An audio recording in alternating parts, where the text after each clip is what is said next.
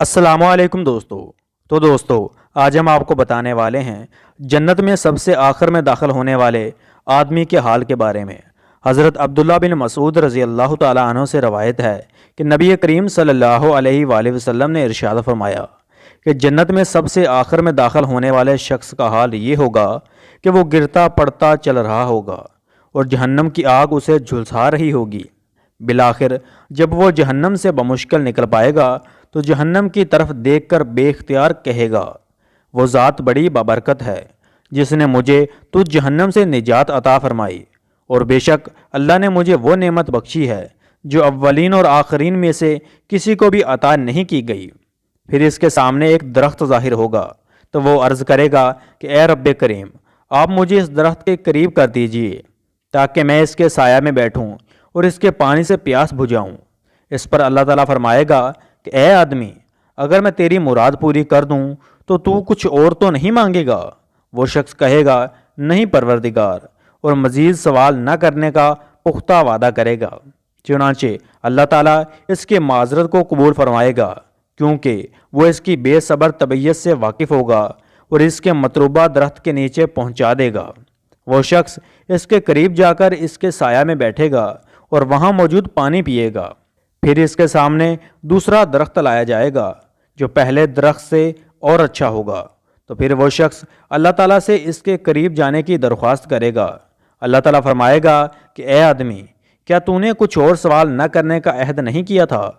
اگر میں تیری مراد پوری کر دوں تو پھر کچھ اور سوال کرے گا؟ چنانچہ وہ شخص سوال نہ کرنے کا وعدہ کرے گا، اور اللہ تعالیٰ اس کی بے صبری کو جانتے ہوئے چشم پوشی فرما کر اسے اس درخت کے قریب پہنچا دے گا اور وہ اس کے سایہ اور پانی سے فائدہ اٹھائے گا۔ پھر ایک تیسرا درخت جنت کے دروازے کے بالکل قریب نمودار ہوگا جو پہلے دونوں درختوں سے زیادہ خوبصورت ہوگا، تو یہ شخص اس کے قریب جانے کی بھی درخواست کرے گا۔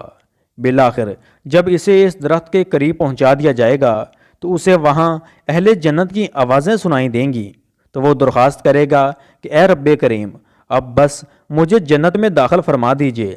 اللہ تعالیٰ اس شخص سے مخاطب ہو کر فرمائے گا کہ آخر تیرا سوال کرنا کب ختم ہوگا؟ کیا اس بات پر راضی نہیں کہ میں تجھے دنیا کی دگنی جنت عطا کروں؟ تو وہ شخص حیرت زدہ ہو کر کہے گا کہ اے رب کریم، آپ رب العالمین ہو کر مجھ سے مذاق کرتے ہیں۔ اتنی روایت بیان کر کے اس حدیث کے راوی عبداللہ بن مسعود رضی اللہ تعالیٰ عنہ ہنسنے لگے اور حاضرین سے فرمایا کہ مجھ سے نہیں پوچھتے کہ میں کیوں ہنس رہا ہوں۔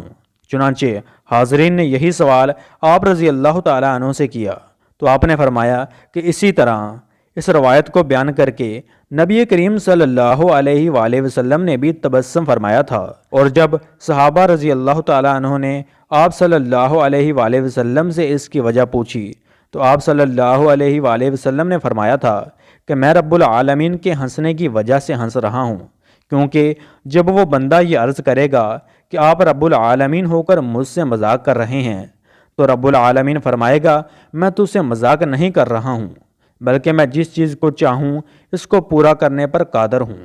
اللہ تعالیٰ کے ہنسنے کا مطلب اس کا راضی اور خوش ہونا ہے۔